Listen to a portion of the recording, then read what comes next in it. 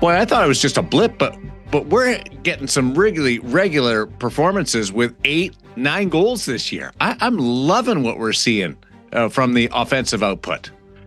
Well, I think half the audience is loving it. I think the other half is a little ticked off that their team is giving up 8 or 9. I think this is a sign of people being tired, Daren. I really do. I think that, we've talked all season long about what the schedule does and the travel does, and truthfully, it's not always just going to be injuries. It's just going to be guys exhausted, and you go from game to game. You don't even you probably don't know what day it is. You probably don't know what city you're in. You have to be reminded who you're playing, and it is a grind right now. And I still remember ages ago when we had Alex Petrangelo on one of our shows, and I asked him, when does your body start to hurt? And he said, first week of January. Well, that was when the schedule was a little more spread out. So I suspect it was the first week in December this year. And I think we're seeing the residue of all of that. Got some great response from our last episode involving Rick Bowness discussing the Winnipeg Jets, and things didn't follow up any better. Another blown lead for Scott O'Neill's club. Yeah, at 3-1 for Winnipeg after the first period, you're thinking, wow, maybe things have settled down. The Tuesday night game against Vegas, where they lost 2 leads and then lost in overtime, was one thing. But at 3-1 after 1 to the Edmonton Oilers, and you did know the Oilers were going to give you a push. And, that push started with less than 30 seconds to go in the second period when Connor McDavid was able to make it 3-2. And by the third period, the Jets had nothing. I think the Jets went 25, 26 minutes without a shot on goal halfway through the second and into the third. But Edmonton's a funny team. Like they look so good for 5 minutes, and then they look like they're very average for 5 minutes. It's so puzzling. Edmonton has been like this for a long time. The slow start, and then try hoping the clock doesn't run out before they make the comeback, and they do it game by game. They do it road trip by road trip. They do it season by season. It has become part of the caricature of what the Edmonton Oilers are. Slow start, fast finish. We are going to discuss things with Alec Martinez, back for a second time today. Well, he's not back today for a second time. Not yet. Back for a second. I may have already talked to him. You're prepped a guest? No, I didn't. I spent too much time with him already. I'm not squeezing in extra visits. We don't prep guests, okay? No, we don't. We don't prep each other either. Again, I think one of the questions I had for Alec, and then I will ask him, is that what's it like for your body not to hurt at this time of year? Yeah. That's a really good question. No. I bet his eyes will just light up with enthusiasm. Well, that's and then I'll remind him, when you turn 65 or 66, it doesn't matter what you do, your body hurts. Which one are you? Yes. We're enjoying this one on Apple, Spotify, YouTube, Amazon as well. Hope you're enjoying it, and we will bring in Alec Martinez next on 100% Hockey with Millard and that guy, John Shannon. NHL TV is now on DAZN. Hockey lives here. Here we go. Watch every game from every team. The best players in the world. And the coldest plays on ice. Watch up to 4 games at once for the ultimate NHL experience. Sign up now at DAZN. Here's 3-time Stanley Cup champion Alec Martinez on 100% Hockey, available on YouTube, Apple, Spotify, Amazon, wherever you get your podcasts. And I believe, Marty, do you subscribe to all the platforms on 100% Hockey? Oh, I do. Yeah. TikTok, YouTube, MySpace, Facebook, you name it, I'm on it. AOL Online. Yeah, AOL Online, Instant Messenger. I think this is a nice Canadian throwback. ICQ, wasn't that one back in the day? It was? No, I don't remember. I don't know. I talked to all my cousins in Canada that on ICQ. I didn't know you had cousins in Canada. That's why I come on the podcast. You never asked me on air. Just asking me hockey questions. We were together last night covering the Vegas Golden Knights, and they come from behind win over the Columbus Blue Jackets. So let's start there, and then we'll work our way around the National Hockey League and a few things that John wants to get to from you. But Vegas looked like they were back to their groove last night. Yeah, I think so. I mean, I don't know. It's funny. I feel like as an outsider, people always expect that, the Vegas Golden Knights or anyone for that matter, it's like, yes, you go into the game every night expecting to win, but I mean, we talk about this on the show all the time that like that progression is not linear. I mean, there's not a team in the league that doesn't go through a little bit of a slump or a losing streak here and there. And quite honestly, it might happen again. Right. But it's not to sound corny, but it's, how the guys react to it. And I think, it's pretty easy to crumble in a situation like that. And it shows that there's a veteran team there, that there's a lot of guys that have won. They know that that's what you go through. And you just have to know that going into a season. It's like 82 games. I remember just from an individual standpoint, I kind of learned it's like, all right, well, there's going to be 20 where I feel just awful. And then there's going to be 20 that I feel unbelievable for no reason. Nothing for no reason that you could pin down. And then the rest are kind of in between. And so then, you look at a season like that, and if you split it up into just 20, 20 and 40, you expect to win most of those 40. You expect to win, hopefully 20 of those 20 where you feel really good. And then good hockey teams, those 20 games, that's a big difference where you're getting wins when you're not, not playing your game. But, yeah, they're going through a little bit of a slump there, but everyone goes through it. And if you don't, then you end up hitting it in the playoffs and then you're out. So I don't think it's necessarily a bad thing.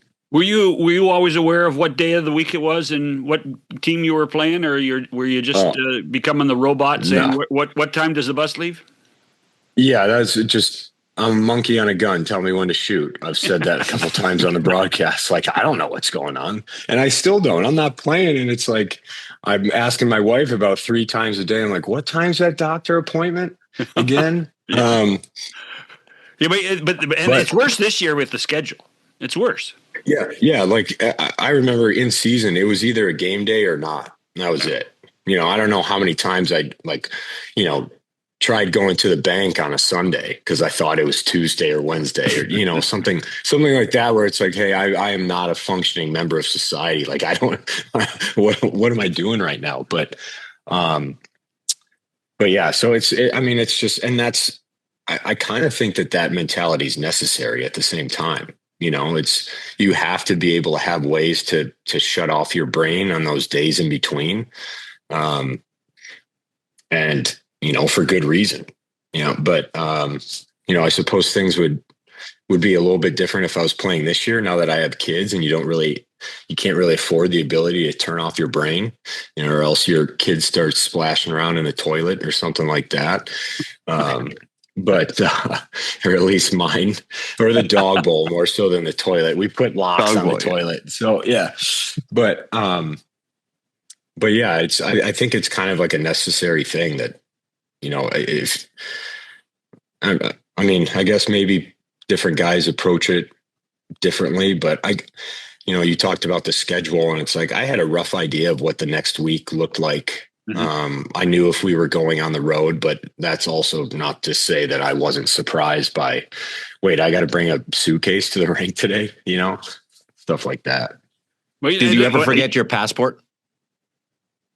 I forgot my passport once, but we had a practice that morning, and I must have I must have broken every traffic law known to man to get home to my house and then back to the airplane. I remember my anxiety was just through the roof, and I was running on the tarmac in LA, and all the guys, the way the plane was oriented, or like the way it was at the FBO, that all the guys knew that I was, running to try to get there on time. So I'm like running across the runway or the tarmac, and the guys are filming me through the cockpit window, and I'm just like, yeah. So it happens. Yeah. So what's it like in January for your body not to hurt? Oh, it's unbelievable.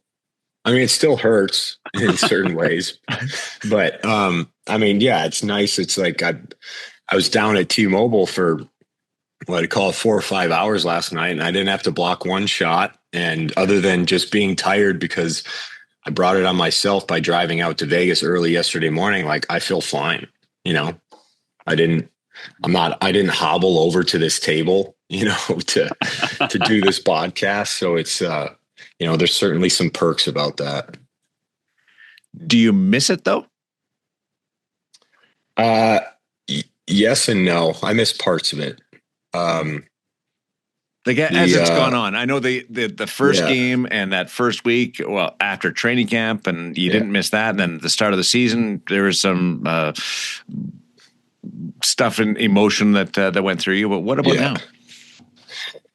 Yeah, there's like, I can't remember if I touched on this last time. Maybe I wasn't far enough out, but it seems like, and Daren, you and I talk all the time, obviously, because we just work together too, but there's certain things along the way that are almost like reminders that I'm done. And it doesn't come from anything that I haven't accepted the fact that I'm done playing. Like I've very much accepted that, but this sounds really elementary and dumb, but this is like the first year in 20 years that I wasn't on my team's fantasy football league, and that was like kind of just like that's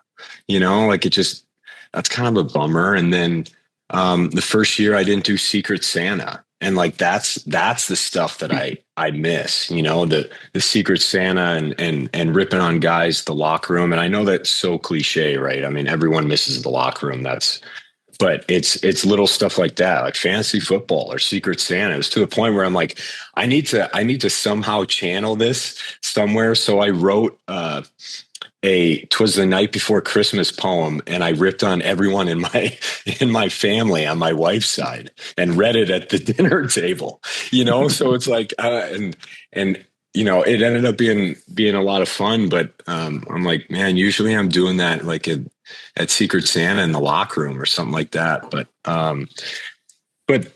I think the one thing that has surprised me the most in terms of missing, like I miss competing. I'll never not miss that. I just have to figure out how to channel it in other ways. But the thing that I didn't really anticipate is that I just really, really miss the structure. And it kind of goes back to what you were saying, John, with like the schedule and all that, where it's not just the structure that hockey provides in a general sense, like Labor Day rolls around, that's the weekend the last weekend of the summer. It's time to buckle down for training camp. Not that you're just like, screwing around before that, but it gave my life some overall structure and schedule, but then also you break it down to the day to day. Is it a game day or not? Okay, it's not.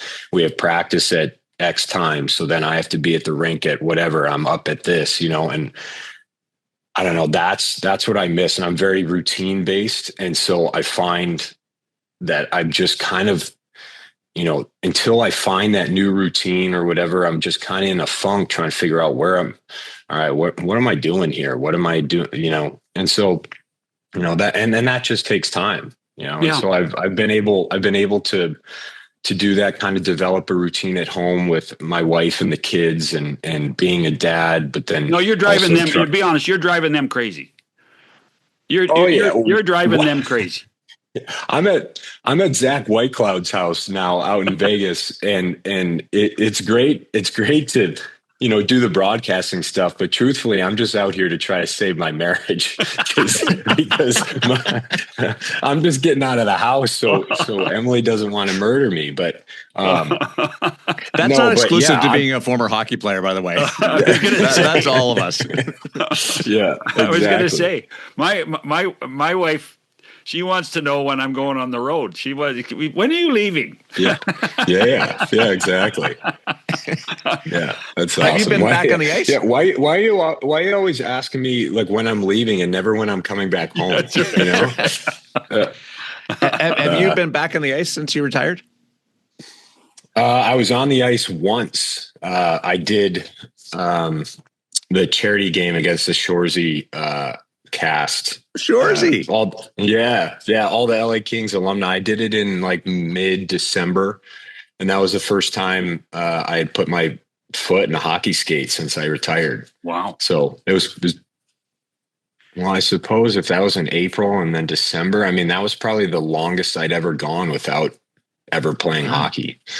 And it took a little bit. I'm glad there was warm-ups, I didn't toe pick. I didn't do anything stupid, but it was a lot of fun, honestly. It was those guys were great to play against. It was a super fun event. It was fun to play with Matt Green again as my D partner. I was out there with Trevor Lewis and Jarrett Stoll, Dwight King, kind of get some of that band back together. But it was a learning experience. It was funny. I was like, man, I played in like various ones of these before, but never as, a retired guy. And I remember sitting on the bench looking at Jarrett Stoll. I'm like, hey, like if I get a scoring chance, am I shooting to score on this? Or is this just kind of like a friendly thing?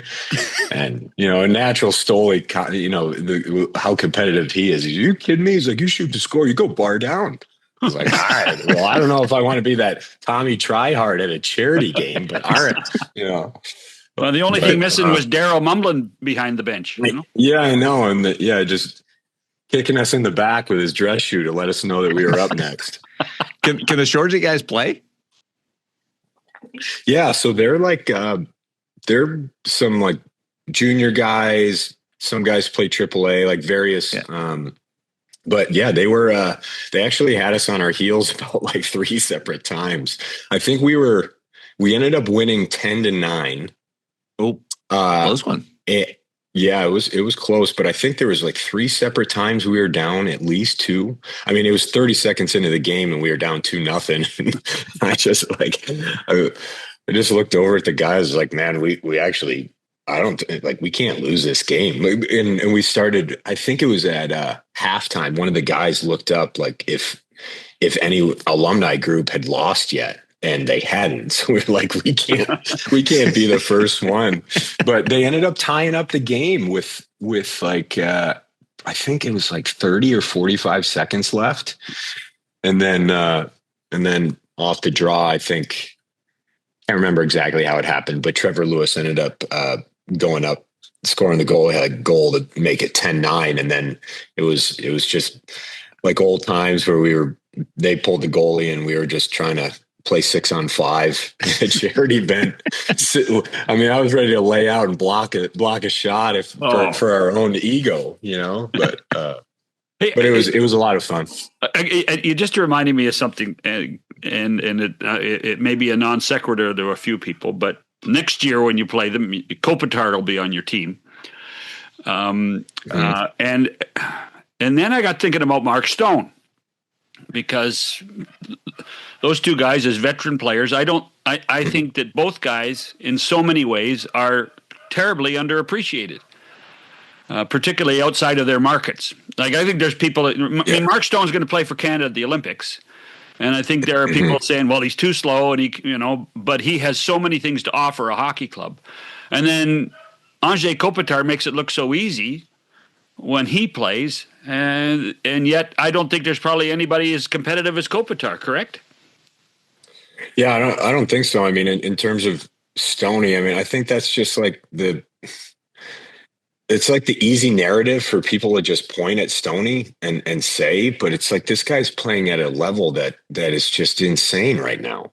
And it's not just right now. He's been doing his whole career. And then as for Kopi, I mean, I've known Kopi a long time. We're the same age. We were roommates together on the road, in our younger days, and to be able to see him, and it's funny, we're the same age, but I almost view him as an older guy because he was around, a couple of years before I was able to kind of crack the lineup or the organization. But this guy, he's just, like you said, he's effortless. He's so smooth on his skates. He's so strong on his skates. I mean, I think that's one of the biggest thing. The guy's ankles are tree trunks, and so I've always said that I think that's part of the reason why he's such a strong skater, but he's so hard to knock off the puck. I mean, honestly, other than, the errant, rut in the ice, when do you ever see that guy get knocked down?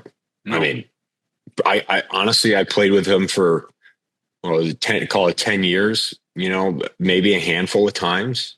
And it was probably because someone took his feet out, Does he ever get mad? Oh yeah. He's a competitive dude. Yeah.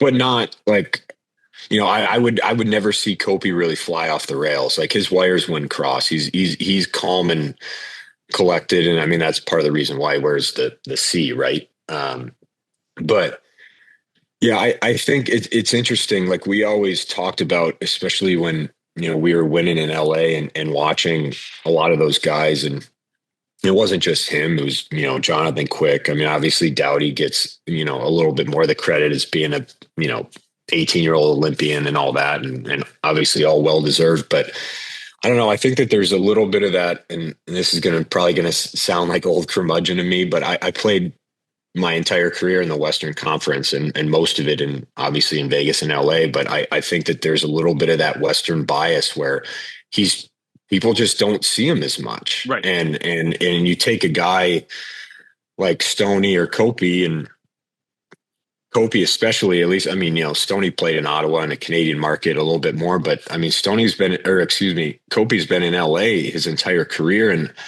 like, I truthfully think that, he deserves, credit, like how Crosby gets it, because he's out East and he plays it all the time, or plays in front of people all the time. And I mean, I guess I get it. I have family. Most of my family is on the East Coast, or at least the Eastern time zone. And I've been over there too with trying to watch games. And it's like, sometimes I don't want to stay up till 1 a.m, and watch those games. But I think it kind of does a disservice to some of those superstar players out West. And, maybe the addition of McDavid and all that being a little bit further West helps some things. But I mean, I think Kopi should be a household name, and the guy's an incredible talent, right? And your mom is up is that your mom joke? No, your mom stays up to watch you all the time. Yeah, no, I know she does. She was. We actually didn't talk about this, but she was sending me videos nonstop on the broadcast of me. So it's like, yeah, she records Mom, the TV. And sends Alec the segment pictures. Yeah, and it's like it's like Mom, John Shannon giving us feedback. Yeah, it's like, Mom, I can see myself on the monitor. I've lived it. And also, believe it or not, they have the technology to send me these clips. And it was funny. She talked to me. This was before Christmas, and I don't know what it was. My dad was elsewhere. He was in Florida. My mom was back in Michigan, and my mom said something along the lines of, she's like, Alec, this is kind of really hard for me to film and send you all the time. And I was like, well, then why are you doing it? Like I have the power to see these clips. I can just ask for them. By the way, would she record you when you played and send you replays of your replays? No, but sometimes she would send to the family group chat, like the video, again, the phone video of the TV of me and like doing a post-game interview, like with Daren or something, or Ashley or something, and I mean, I never, I'm probably, outing myself a little bit here, but I didn't watch them, but I don't know, maybe the rest of my family did. And she's just, I mean, it comes from obviously a good place. She's just a proud mom, and she wants to help me. She's like, well, you watch game tape when you're playing. Like, to get better. Like maybe you can do it now. And it's like, so if she sends you video of this podcast, we know we've made a difference. Yeah. Oh yeah, absolutely. I mean, I'm gonna get off here. My sister knows that I was coming on this morning, but I'm sure my parents will find out and they'll probably watch, and my mom will inevitably roll her eyes and be mad at me for bringing this up. But I'm blaming Daren. I blame Daren for everything too. So. Yeah, I'm used to it. Oh, yeah. Let's take a break. We'll come back with more with Alec Martinez and 100% Hockey with Millard and Shannon. Should mention, on Monday, we are going to unveil our all-Shoresy NHL team. Not anything other than looks, like the hair, the teeth, all that kind of. And I have some good suggestions, John. I've got a good little list. But hopefully it's better than your superstar list. Yeah, I have like 7 superstars in the National Hockey League. He's got 7 guys in the NHL that are superstars. Superstars. And I use the NFL and the NBA as my criteria. There's lots of stars, but only 7 superstars. Yeah, I have 32. That's a good point. I would say I'm going to play Switzerland here, and I think it's somewhere in between 7 and 32. It could be 31. I don't know. What is this? The Price is Right? Yeah, it might be. I do live in LA now, but have you ever done that? Like gone to Price is Right or done anything like that? No, but in I think it was like one of my first years, or maybe it was like one of my first years, a few guys went on. I think it was like Matt Green, Derek Armstrong, Jared Stoll, maybe Dustin Brown. They went on and then they weren't contestants, but they were, I don't know, maybe they were hosting a prize, or maybe it was like, I don't know, maybe season tickets were part of the, the Showcase Showdown or something. But I mean, I would have loved to go on there. I just would have, not just to be a fly on the wall and be able to spin that wheel. Like that'd be unbelievable. But I'm with you. First of all, I can't believe more people don't conk themselves in the head the way they give that thing a tug. But I'd like to see how many times I can get that thing to go around fully. I know that'd be awesome. It's an iconic thing, right?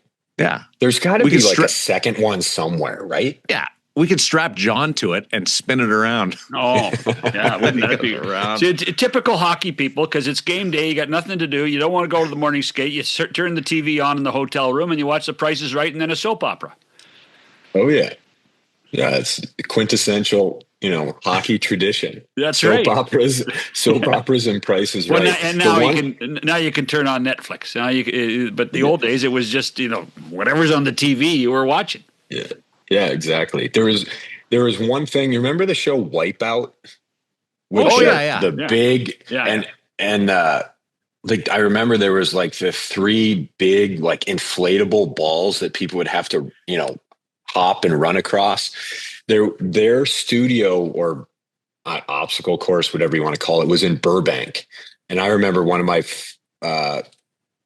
of the years in LA, we all got invited to do that. And it was like, what's the other one where you're like straddling this wall and there's just like boxing gloves that just come out at random spots and like, pelt guys and make them ball. And so they invited all the Kings to come out and do it. And we were all fired up. We were like, this is awesome. This is kind of like in the heyday of the show. And, back when it's like YouTube was, I don't want to say it was first becoming a thing, but it wasn't as, Vine and Instagram wasn't as prevalent back then. So it was like these compilations of these people just, eating it. And we were like, this is awesome. And then Dean Lombardi put the kibosh on it. I was going to say, there's no chance I'm sending my hockey team to Wipeout, like just injury central. But we were all kind of bummed. But I guess like when you sit there and think about it, it's like, well, I wouldn't want to send my guys there to do it either. That's a classic case of the marketing department, hockey operations not seeing eye to eye. Yeah, exactly. What would it take for us to get you to cheer for Team Canada in Milan Cortina? It's funny that you mentioned this because I had this conversation with my wife, and we were talking to Shea Theodore and his wife Mar, and like, man, we got a lot of friends on Team Canada. Like, I mean, I'm American through and through, but like, if they meet head to head, like I don't know what to do. It's just, I just hope both teams have fun, Sound but like obviously, you sound like a parent.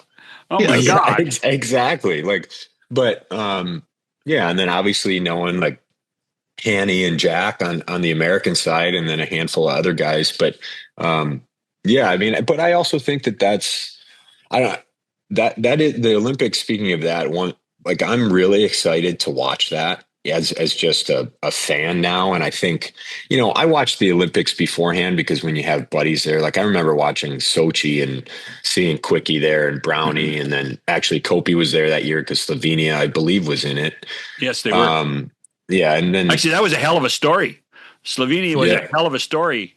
And I think they won their first Olympic game ever in Sochi.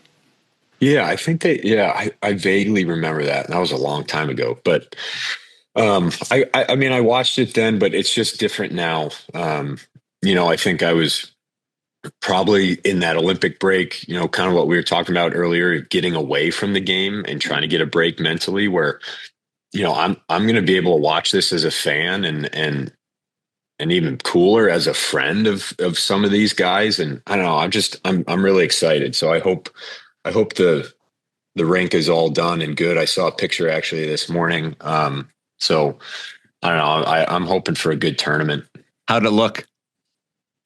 I mean, it looked good. The Jumbotron was in. I think the boards and everything was in, but I don't know. I can't imagine being a part of that construction crew right now. Like, what are you working 24 hours a day? Oh, sure. Yeah. But that's normal for Olympics. People don't understand it. That is normal for Olympics. Yeah. There's always a rush to finish venues. I mean, heck, I remember I've been to enough Olympics where they're rolling up the sod and you're trying to walk across the lawn and they're just still rolling it out. I mean, come on now, let's get this thing done. So, are you sure that wasn't just a red carpet for you? You colorblind? Well, maybe that's what they were doing. Daren will tell you that I've never had a red carpet rolled out for me. I usually get the, oh shit, here he comes. Oh, okay. All right. Well, this is what we got to do. We got to figure out a red carpet entrance to The Price is Right. So then we can spin the wheel. Yeah. You're the only guy living in LA. It's on you now. All right. Well, I don't have any pull in Hollywood, but I'll see what I can do. Oh, Stanley Cup champion. Are you kidding me? Yeah, you think Hollywood a couple of big goals for LA? Hollywood knows more about the Mighty Ducks than they do our two runs. If you're sitting down, who grabs your eye right now? Like from a team point of view, not individuals, because we all have our favorite stars or superstars. But what team captures your attention right now? You're a Michigan guy. Detroit's back in the mix. Yeah, that actually is, and I'm not just taking the easy way out on this question. I have noticed them quite a bit. I mean, are they still at the top of the East? Tied with Montreal. Yeah, that was one of them. I think that it's, you always hear about the Iser plan and all that. And I listen to Detroit Sports Talk Radio, mainly for the Lions and the Tigers. And there's a lot of drama on that side of things. But, every once in a while, I don't listen admittedly to a ton of Red Wings stuff, but that was one that caught my eye, with Montreal at the top of the East. I did a game with Chicago just before Christmas, and they played Montreal, and it was, I don't know. I think the thing that's really caught my eye, and I don't know if it's because I'm retired now, but it's just the youth in the league right now. And I guess I'm kind of bailing on the question and not saying a particular team, but I don't know. I hesitate to use the phrase "the league is in good hands" because it's like everyone says that, but that's probably been the biggest thing this year of seeing how many young guys are having success and how many young teams are having success now. I mean, the stat that stuck out to me that you brought up last night, Daren, was that Vegas, what was it, halfway through the season, the only team that's sitting the top of their division that was the same as last year is Vegas. Yeah, that won their division last year. That it seems like everything else is jumbled around. And I'm obviously biased a little bit this way, but Chicago has caught my eye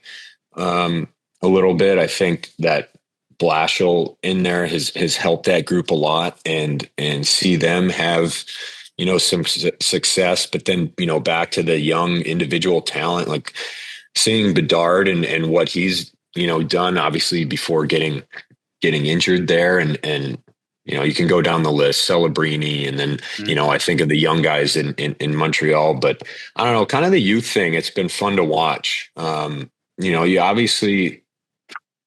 It was one of the coolest parts about, I guess, getting older in the league is watching younger guys have success and kind of like scoring their first goal or getting their first point or getting called up. I think as you get older, you learn to appreciate some of that stuff more, because I think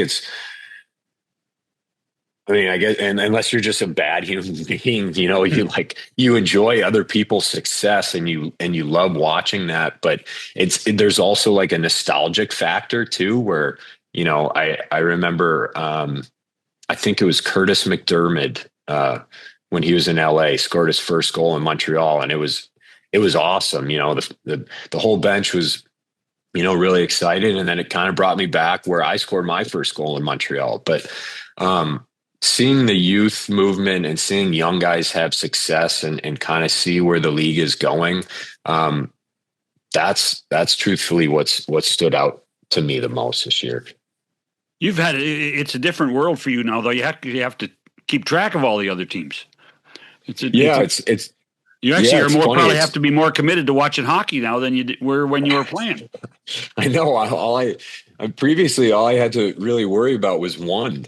And then, it's like, it's like, oh, well, I'm just going to take care of our own thing. Everything else will, the chips will fall as they may. And if we just focus on ourselves, all that canned stuff.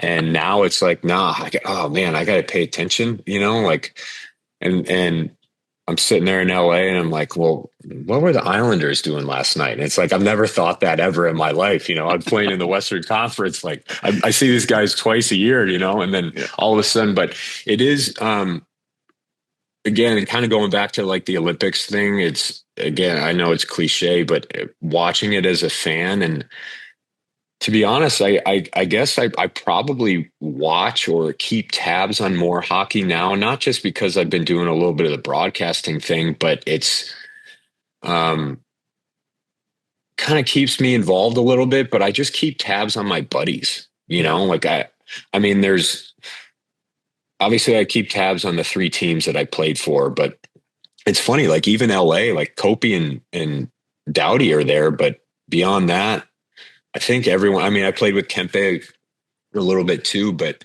that there's been so much turnover on that team. But a team that I actually, one of my best friends is Tyler Toffoli, and so like I'm always checking the box score for San Jose, and it's like I've never done that ever in my life, but here I am. So it's I was going to ask you about Jonathan Quick. Well, yeah, that's another one. Like I'm always tapping in, and especially with, I think Shesterkin just was put on the IR, right? Yeah, so Quickie's going to have a pretty heavy workload. So yeah, that's another one that I always check the box score to see if Quickie played, and tuning into the Winter Classic and trying to see Quickie's setup, that he had, and I don't know. It's cool checking in on your buddies, I guess. Are goaltenders as weird as people portray them to be? Like the guys that you played with? Quickie? 100%. Really? What? Yeah, they, and that's no pun intended. 100%. What you have to do is you have to say hockey after. That's what you have to do. 100% hockey. Okay. Yeah. Okay. Sorry. Because I didn't get to know Jonathan as well as I would have liked over the years. But he was good, but he was quiet. For us. Well, Quickie specifically, he's probably the biggest competitor I ever played with in my career. That guy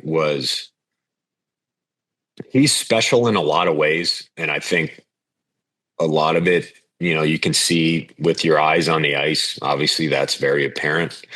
But his competitiveness is I think unmatched especially in that position.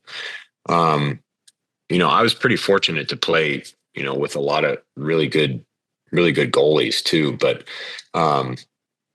yeah, like I mean, I think back at some of the saves that I've seen. I mean, I guess I played with Quickie the longest out of all the goalies that I played with, but some of the saves that he was making, especially during those runs, I mean, there's like no human being had any business, making some of that, and just how athletic he is, and how he used that, to his ability. But in terms of, yeah, I mean, goalies are a little bit different, but I think you have to be.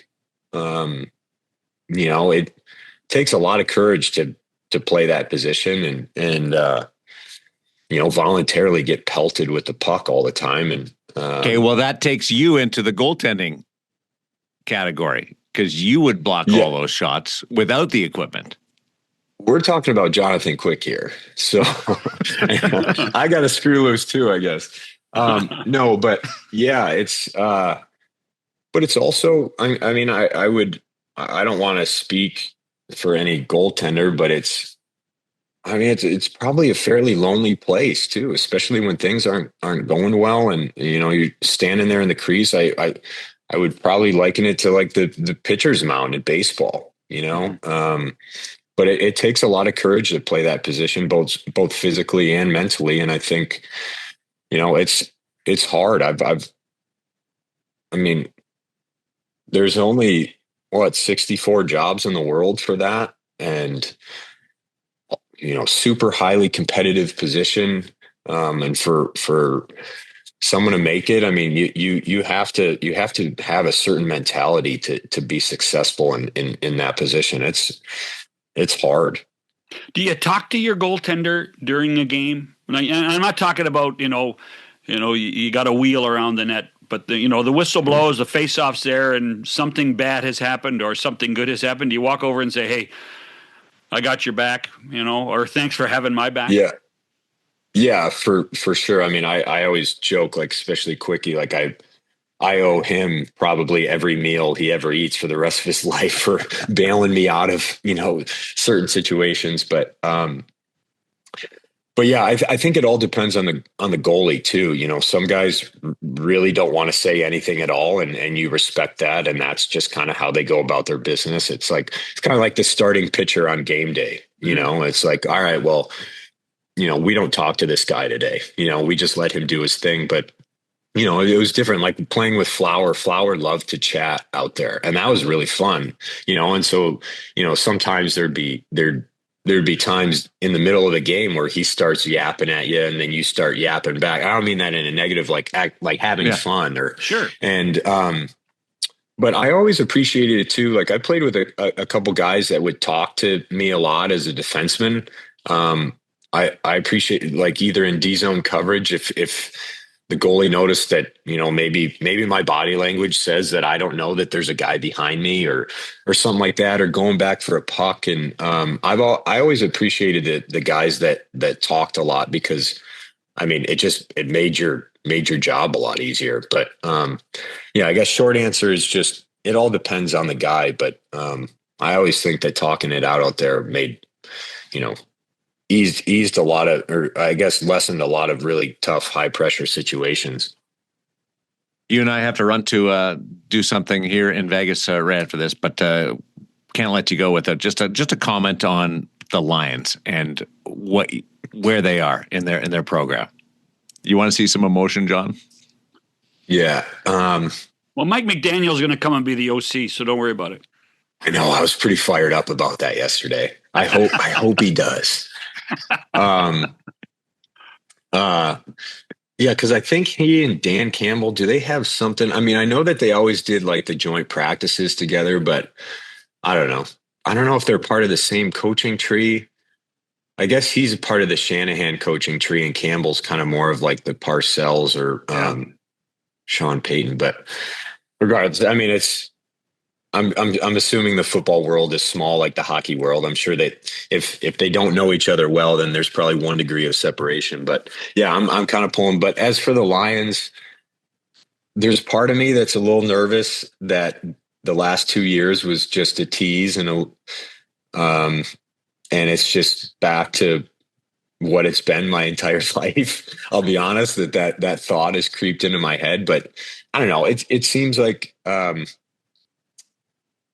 don't know. I know someone within the organization and whom I trust pretty well, and they just say how awesome the culture is. So like when I say that jokingly, I would like to think that that's what is true. And if you have a good culture, then obviously winning, cultivates from there. But it's been disappointing. I mean, they lost on Thanksgiving and Christmas, 2 major holidays, which unfortunately I am very used to in my childhood. So I would say this year, it didn't affect me the way that, maybe it would have in years past. I guess I've grown to mature and not expect that, but be very aware of the emotions that follow suit after a Lions loss on a major holiday. But now, have you been to a Thanksgiving Day game? No, so that's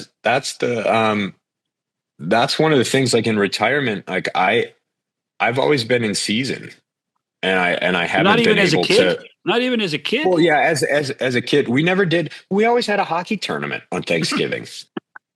Seriously, good point. Truthfully, the last Lions game I've been to was at the Pontiac Silverdome. I've never been to a game at Ford Field, and my wife actually got me tickets to a game this year because I was going to go with a bunch of buddies. That was like one of my bucket list items, and then life got in the way, and it ended up being around Halloween, and I didn't want to be away from my kid's first Halloween, and I was like, I'll just wait till the playoffs, and then look at me now, just hanging out with us, foot and mouth, yeah, and they didn't make the playoffs, so I guess I'm gonna have to go next year. But that was disappointing, but hey. You got to learn how to lose before you learn how to win. So that's just the process, and that's their process that they're going through. And it's Super Bowl or bust every year from here on out. They got a master's degree then. Master's degree? I'd say they got multiple PhDs. But are you a good fan or a bad fan when you watch, like emotionally? I think just being an athlete, like I'm never gonna yell at the TV. Like I just kind of sit there and watch. I actually had I'm very much against the screen time for my kids, and not that my kids are of an age to go on, but and I didn't realize it, but my wife was recording my son and I watching the Lions game last Sunday, and she sent me like the little clip. And it was just in front of us, and we were both eating. He wasn't eating a cheeseburger. I was eating a cheeseburger, and he was, we broke off little pieces of the meat. And he was sitting there, and he was just entranced because it's basically the first time he's ever seen a TV. And we're very much no TVs around, but when the Lions are on Sunday, then there's a little bit of an exception made. But it ended up being like this proud dad moment of just me and my son watching the Lions game, and in the background, of the video or in the audio, it's like Jameson Williams picks up like a 13-yard gain for a first down, and I'm like, this is just awesome. Like, I'm going to keep this. If I could make like a video, my phone screen, and just watch it every time that's what I would do. But I don't know. It was a lot of fun. So as much as I could say that I'm disappointed the Lions didn't make it, well, they provided me with a pretty awesome video of my son and I, and that's what it's all about. Boy, your wife and your mom sending videos all the time. Holy smokes. Yeah, I know. You would have thought that I was like filming a documentary. I guess I'm like followed around by a camera crew, but no, trust me, those are just 2 very isolated incidents that I'm not behind camera very often, unless I'm with Daren. And you're having tons of fun. Oh, well. Oh, that makes 2 of us. Thanks for doing this, buddy. It's been a lot of fun. Yeah, of course. We'll talk to you. I'll see you in 10 minutes at the rink. And we'll have you back on to break down more before the playoffs. Actually, come on. You can come on before the playoffs because that'll get your anxiety of wanting to play in the playoffs out of your system. Yeah, because that's the next time. That's the next time you'll get the craving to play the game again. Playoff start. Yeah, that's probably true. But at least thanks for putting the pressure on me. Now I really got to watch, so I have something to say the next time I'm on. Yeah. Thanks, John. That's my job. Yeah, exactly. Alec Martinez on 100% Hockey with Millard and Shannon. Back with more right after this. With the NHL app, you can listen to every NHL game right from your phone. And with home and away broadcast feeds, you choose your way to listen. And he scores! Whether you're at work, at the gym, or stuck in traffic, the NHL app puts you right in the action all season long. Every team, every game, everywhere you go. Download the NHL app and never miss a moment. Talking to Alec Martinez and going through some of the situations around the National Hockey League, I'm reminded, for the first time, we have a little bit of separation in the Atlantic Division right now. And it's funny. First of all, the Maple Leafs are playing very well, and it was a kind of a storybook night. Found a way to win last night with Hildeby. Well, and not only that, but look who really drove the bus last night. Scott Laughton in his return to Philadelphia. So good in the face-off circle, scores the game-tying goal late in the third period. That's storybook stuff. But here's the thing, and I'll ask you this question because it ties into talking about Patrick Kane and being the 50th guy to get to 500. Do you believe in the Detroit Red Wings? I do. You do? Yes. Because I think there's a ton of people that still don't understand what the Red Wings are. They're tied with Montreal for first in the Atlantic. Montreal's a pretty good story too, but they're at a point where how well do they defend? John Gibson seems to be the goalie of record now, but do you have 100% faith in John Gibson? John Gibson's done everything that was asked of him from the very start. You're right. Right. It's a and I remember when the season started and we've gone ad infinitum about Todd McClellan's rant after game one. But they seem to have turned things around, and all of a sudden, 11 games over 500. That 9-year drought seems to be close to being ended. By the way, the Sabres are in the playoffs today too. Congratulations! They played really well. The Rangers had a 4-minute power play. 4-minute power play in the third period, got nothing, and all the Sabres did was score and score and score again. So. The teams in the playoffs in the Eastern Conference right now that were out last year: Detroit, the Philadelphia Flyers, the Pittsburgh Penguins, and the Buffalo Sabres. And New York Islanders. And the Islanders, yeah. I mean, like that's a lot of turnover year to year. I did an interview in Regina yesterday, and he asked the question, who do you, when you see them on the schedule, who do you watch? Like who jumps out at you? Said, I can't miss their game right now. Needless to say, I was going to say Vegas right off the top because I have to listen to you and watch you, so I have to do that. I do like sound like it's punishment. Well, some days it is. But I do like watching Bruce Cassidy's team. I think they're fun to watch. I think Stone and Eichel are worth their money. I'm always curious what Marner's doing. But I said the New York Islanders. The Islanders now have become so entertaining. They are a fun team to watch. They didn't win last night. They lost in Nashville. And there's another story. Holy smokes. Yeah. But the Islanders are just a fun team to watch right now. And it's more than Matthew Schaefer. Matt Barzal is playing the way we thought Matt Barzal should have played for years now. But they really seem to have something going on the island.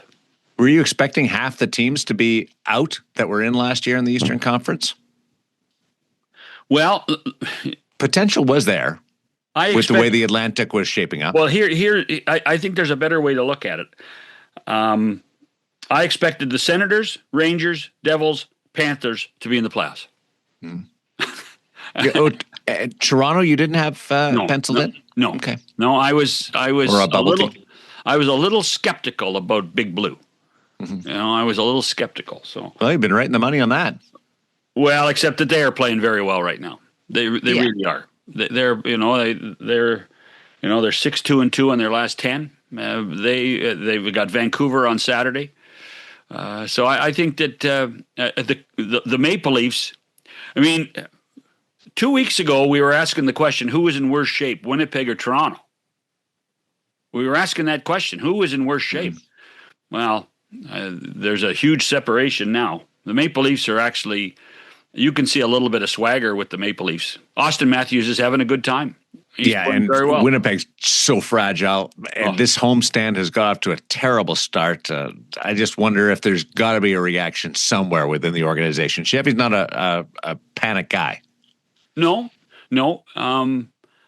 But I think they have to go and shake up the core.